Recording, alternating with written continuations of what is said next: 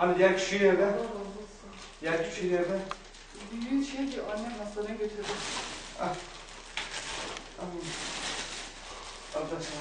Tamam. Bunu da abine verirsin. Tamam mı? Evet. Evet, abine verirsin. Al.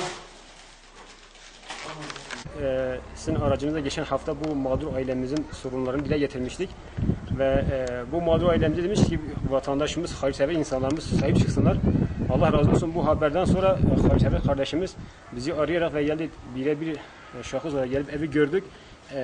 Kardeşimizin mağduriyetini gördükten sonra Allah razı olsun ve şu anda inşallah ailemizin bütün mağduriyeti giderildi.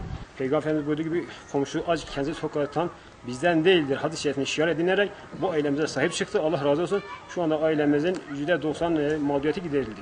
Ve bu ailemizde bir daha onlarca ailemiz vardır. İnşallah bu kardeşimiz de diğer hayırsever kardeşlerine bir vesile olmuştur.